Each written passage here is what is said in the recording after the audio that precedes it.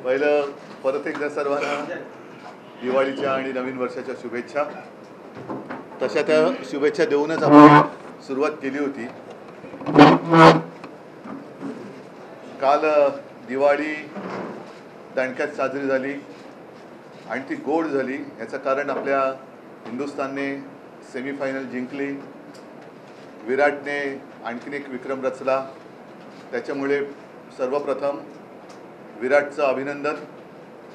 आणि मी एक माझ्या पिढीला भाग्यवान एवढ्यासाठी समजतो कारण त्यांनी 3 पिढ्यांचे विक्रमवीर पाहिले.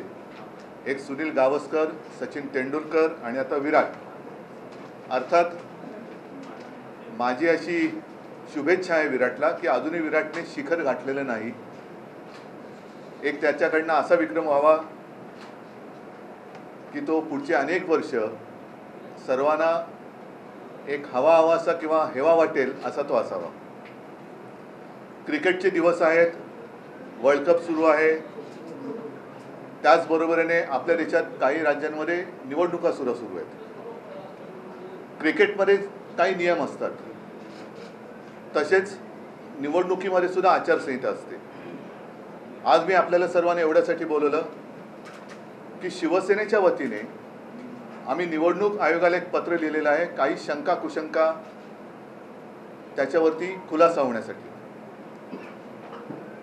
अनेकदा असं वाटतं की केवळ भारतीय जनता पक्ष सत्तेवर बसलाय म्हणून त्यांना फ्री हिट द्यायची आणि आम्ही काय केलं तर मात्र आमची हिट विकेट काढायची.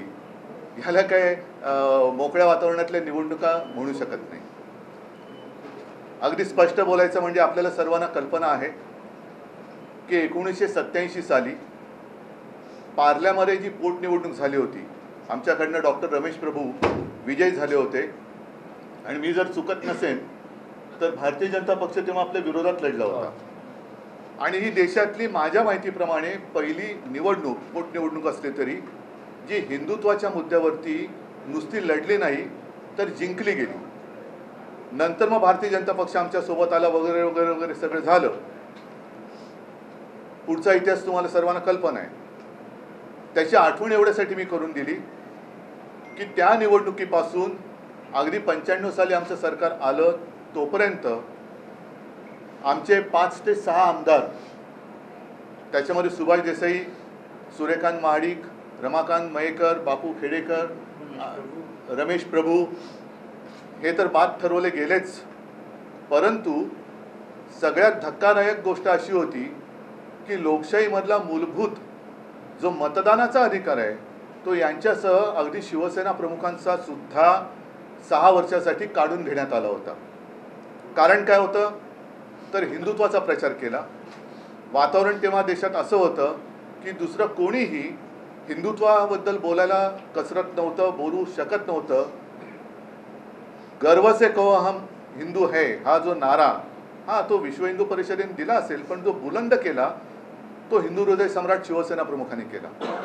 मंदिर वही बनाएंगेचे ते दिवस होते. निवडणुका अगदी तेव्हा जोरात लढल्या जात होत्या आणि केवळ हिंदुत्वाचा प्रचार केला, मंदिर वही बनाएंगेचा प्रचार केला.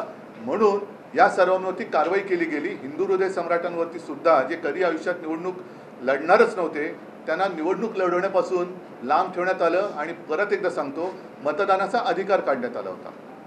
आज मात्र आम्हाला जरा असं वाटतंय की निवडणूक आयोगाने आचारसंहितेत किंवा निवडणुकीच्या नियमावलीत काही बदल केले असावेत अशी एक शक्यता वाटायला लागली. बदल केले असतील, आम्हाला अडचण काहीच नाही आहे, पण केले असतील तर ते सर्वांना सारखे असायला पाहिजेत आणि सर्वांना ते वेळेमध्ये कळले पाहिजेत. हे एवढ्यासाठी मी सांगतोय कारण गेल्या काही महिन्यांपूर्वी ज्या राज्यांच्या निवडणुका झाल्या त्याच्यात कर्नाटक एक राज्य असं होतं की जिथे स्वतः पंतप्रधान मोदीजींनी बजरंगबली की जय बोलून मतदानाचं बटन दाबण्यासाठी जनतेला आवाहन केलं होतं. काल परवाकडे अमित शाह म्हणजे देशाचे गृहमंत्री यांनी मध्य प्रदेशच्या निवडणुकीमध्ये जर तुम्ही भाजपला निवडून दिलं तर अयोध्येला जायला तुम्हाला खर्च येणार की नाही येणार? लोक म्हणाली येणार. मग ते बोले मैं कहता हूं नहीं आएगा. ज्यांनी जे आम्हाला मतं देतील त्यांना आम्ही रामलल्लाचं दर्शन फुकट देऊ असं त्यांनी जाहीर केलं. त्याच्यामध्ये दोन गोष्टी आहेत. एक तर पहिली मागणी आमची अशी आहे अमित शहाजींकडे की आपण देशाचे केंद्रीय मंत्री आहात, गृहमंत्री आहात, तुम्ही मध्य प्रदेशपुरती ही मागणी लावून न धरता देशातल्या कानाकोपऱ्यात जेवढे रामभक्त आहेत त्यांना त्यांच्या सोयीनुसार जेव्हा वाटेल त्यावेळेला मोफत अयोध्यावारी भाजपातर्फे करावी ही आमची आग्रही मागणी आहे. मग त्या अगदी मणिपूरमधले लोक असू देत, अगदी कर्नाटकातले असतील, कन्याकुमारीचे असतील, कुठलेही असतील. नाहीतर ते काय करतील की येत्या 22 जानेवारीला मला असं वाटतं राम मंदिराचं उद्घाटन आहे आणि माझ्या माहितीप्रमाणे देशातनं एक 5-10 करोड लोक ते तिकडे आणणार आहेत, आणू शकतात, त्यांची ताकद आहे तेवढी. तर ते सांगतील की बघा त्यावेळेला सगळ्यांना फुकट आणलंच ना आम्ही. तसं नाही, रामलल्लाचं दर्शन राम भक्तांना जेव्हा वाटेल तेव्हा ते त्यांनी घडून दिलं पाहिजे.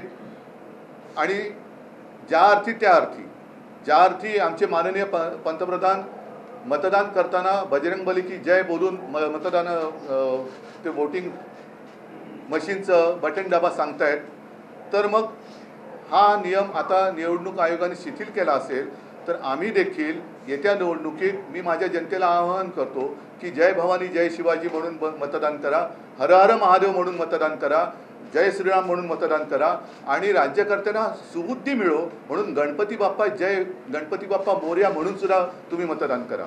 तर याबाबत निवडणूक आयोगाने खुलासा करण्याची गरज आहे की हे बंधन जे पूर्वी होतं ज्याच्यावरनं हिंदू हृदय सम्राटांचा मतदानाचा अधिकार काढण्यात आला होता, मग तो योग्य होता, ती शिक्षा किंवा तुम्ही जे काही निर्णय घेतला तो योग्य होता की आता हे जे पंतप्रधान आणि गृहमंत्री करतात ते योग्य आहे, हे त्यांनी सांगणं मला असं वाटतं देशाच्या जनतेला आणि आम्हाला सुद्धा उत्सुकता आहे की आचारसंहितेत जर काय त्यांनी बदल केला असेल तर तो केव्हा केला, कधी केला आणि तो केवळ भाजपलाच सांगितला आणि आम्हाला सांगितला का नाही, ही सुद्धा आमची एक मला असं वाटतं रास्त मागणी आहे.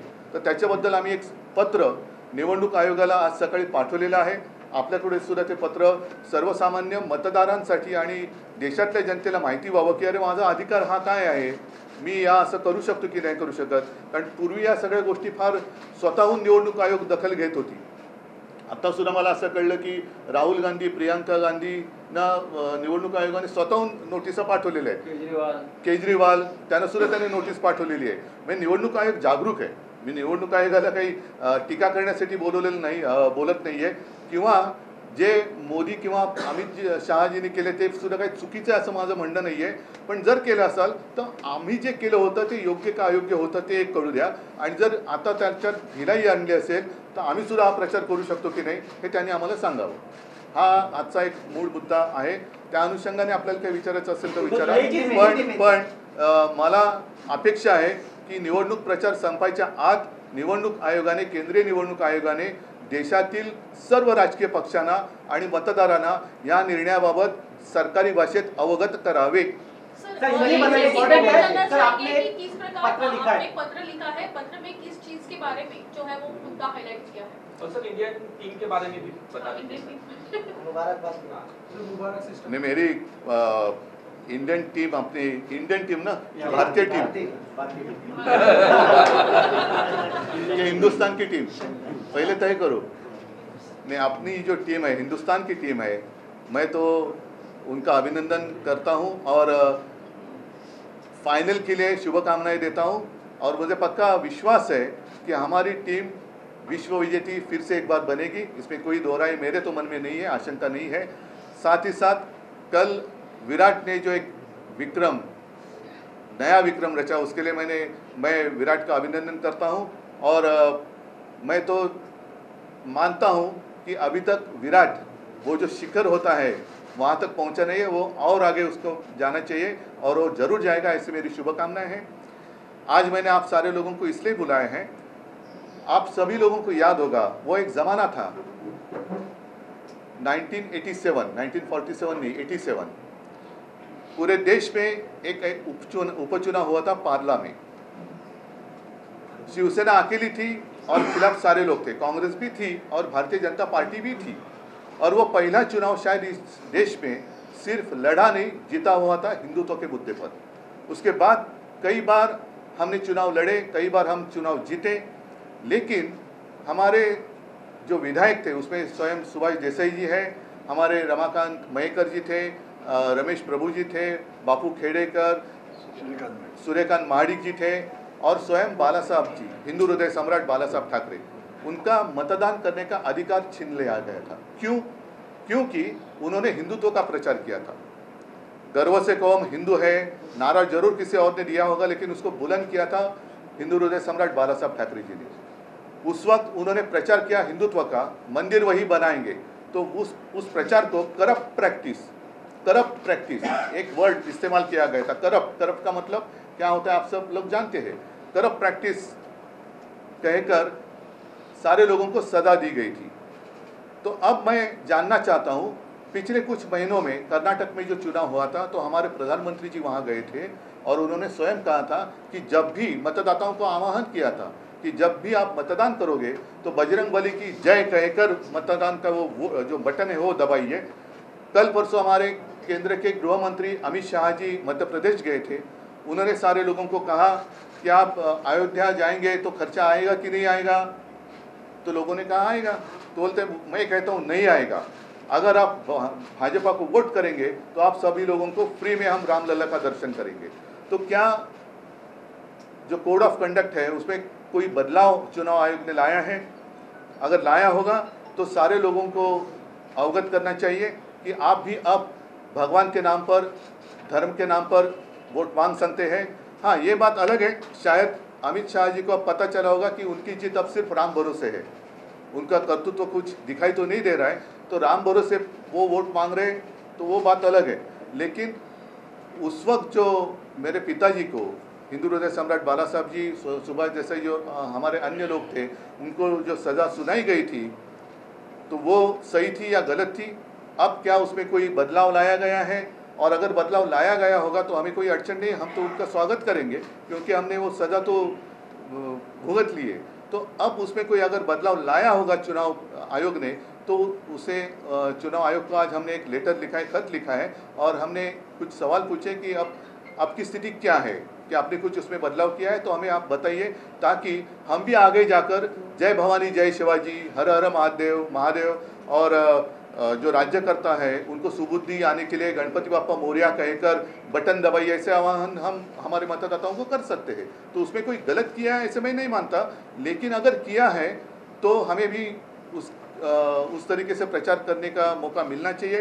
नहीं तो जैसे मैंने कहा कि क्रिकेट के दिन चल रहे हैं, सिर्फ वो कुर्सी पे बैठे हैं इसलिए उनको फ्री हिट और हमने कुछ किया तो हमारी हिट विकेट, ये कानून हमें मंजूर नहीं है। सर, जिस प्रकार जैसे कि हम देख रहे हैं कि चुनाव जैसे ही नजदीक आता है, कोई भी राज्य का चुनाव हो, धर्म के मुद्दे पर जो है वो राजनीति ज्यादा गर्माते हम तो चुनाव आयोग ने जितने सारी पाबंदी लगाई है या जितने सारे कोड ऑफ कंडक्ट में नियम है उस पर ही हम प्रचार करते हैं। नाही, मला तर त्याच्यात बोलायचं नाही आहे। पहिले या विषयावरती निवडणूक आयोगाने खुलासा करावा आणि जसं या सर्व लोकांचा एक लोकशाहीतला मूलभूत अधिकार, मतदानाचा अधिकार, जो कधी कोणी काढू शकत नाही, कारण तुमच्या मतदानावरतीच सरकार निवडून येतं। अशा वेळेला तुम्हाला मत देण्याचा अधिकारच काढून घेतला तर हा निवडणूक आयोगाचा गुन्हा आहे। तो आमच्यावरती लादून तुम्ही आम्हाला शिक्षा केली होती, तर ती शिक्षा योग्य होती की नव्हती, का आता होते ते योग्य आहे, हे त्याने आम्हाला सांगावं। आपको लग रहा है चुनाव आयोग पार्शियलिटी कर रहा है बाकी दलों? मैं अभी नहीं कहता कुछ, चुनाव आयोग से उत्तर आने दो। जैसे की प्रश्न आहे की अमित शहा यांनी आचारसंहितेचा भंग केला आहे असं तुमचं म्हणणं आहे? तो केला आहे की नाही हे मला निवडणूक आयोगाने सांगायला हवं। मी असं काहीच म्हणत नाही, कारण मी निवडणूक आयोग नाही आहे।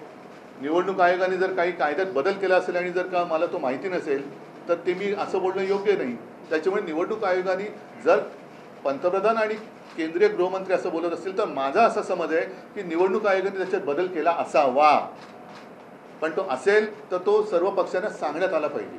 विपक्ष के नेताओं को नोटिस इशू किए जाते हैं चुनाव आयोग द्वारा, लेकिन सत्ता पक्ष के साथ ऐसा अब तक देखा नहीं। आपको लग रहा है कि ये दोहरा नहीं, मैं इसलिए आज कोई उनकी निंदा नहीं करता, वो तो मराठीत म्हणतात ना जागरूक है। जैसे उन्होंने केजरीवाल जी को एक नोटिस भेजी है, मैंने सुना प्रियंका गांधी जी को भेजी है, राहुल गांधी जी को भेजी है। तो अगर मतलब वो काम कर रहा है, ऐसे नहीं कि वो चुनाव आयोग काम नहीं कर रहा है, चुनाव आयोग तो काम कर रहा है। तो अभी इतने जागरूक चुनाव आयोग है तो उनको ये भी कहना चाहिए कि ये अनदेखी है कि ये सही है। मुफ्त ट्रेन का लालच दिया जा रहा है वोटर्स को, आपको लग रहा है कि मुफ्त में दर्शन कराएंगे? नहीं, अभी उनका कारोबार सिर्फ राम भरोसे चल रहा है। उनका भरोसा सिर्फ प्रभु राम पर है, दूसरा कुछ नहीं है। वो बात अलग है, वो राजनीति में यहाँ नहीं लाना चाहता।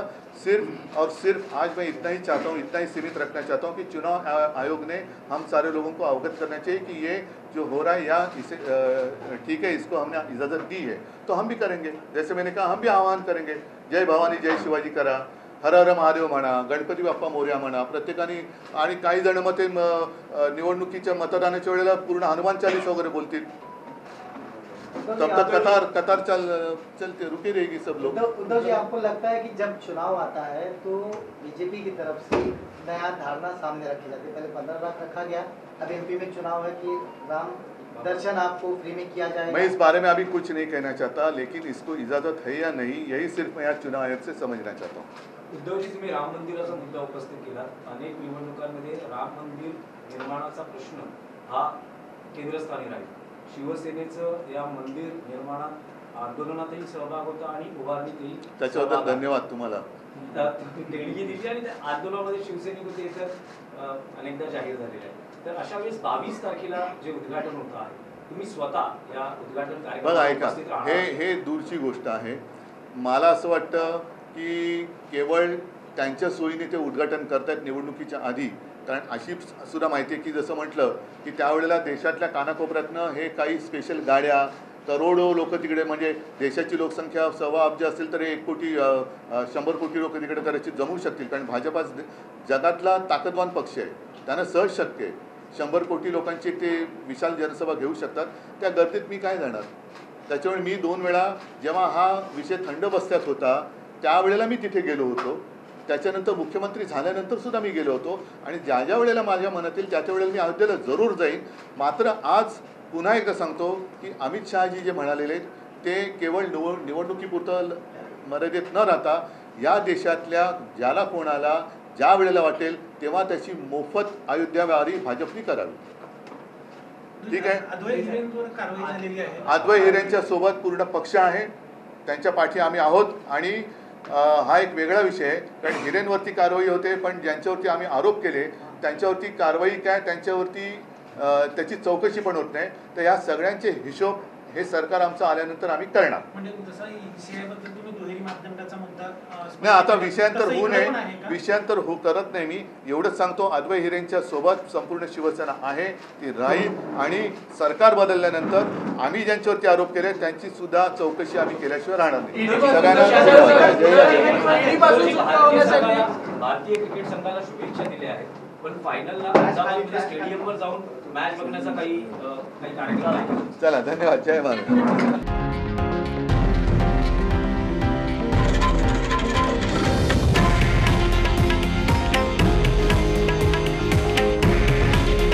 हे आहे देशातील नंबर 1 न्यूज नेटवर्क आणि आपण पाहत आहात TV9 मराठी।